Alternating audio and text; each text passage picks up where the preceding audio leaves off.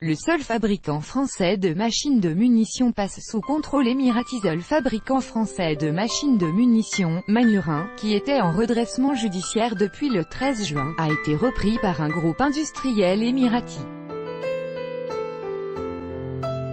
La décision prise par la chambre commerciale du tribunal de grande instance de Mulhouse permettra ainsi de sauvegarder 104 emplois sur 145, placés en redressement judiciaire le 13 juin. Le fabricant de machines de munitions Manhurin, ex-fleuron de l'armement français, sera repris par le groupe de défense des Émirats arabes unis EDIC, Emirates Defense Industry Company. Ainsi, la société Emirati permettra de sauvegarder 104 emplois sur 145 sur le site de production mulhousien de machines de cartoucherie. Le tribunal de Mulhouse s'est prononcé avec pragmatisme en faveur du projet financier le plus solide pour Manhurin, a déclaré le président du directoire de Manhurin, Rémi Tenberger, cité par Reuters.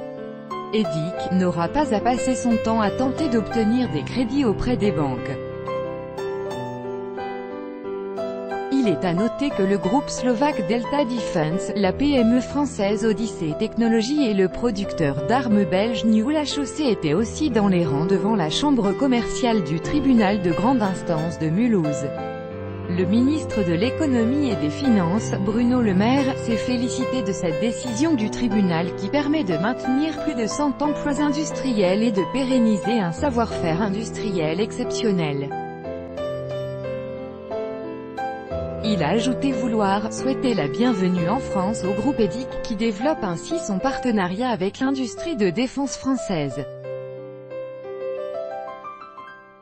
Fondé en 1919, Manhurin, manufacture de machines du Haut-Rhin, a connu son heure de gloire et son plus grand développement dans les années 60 et 70, époque qu'il a vu étendre sa production aux revolvers et fusils automatiques, et compter plus de 4000 salariés et une vingtaine de filiales.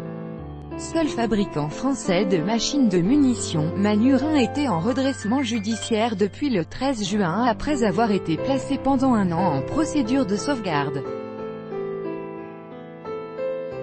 Les difficultés du fabricant sont expliquées par l'impossibilité de financer son développement et d'avoir accès au crédit bancaire.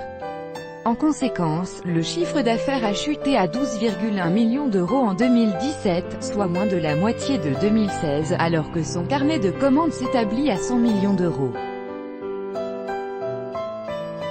La perte nette en 2017 avait atteint 16,7 millions d'euros.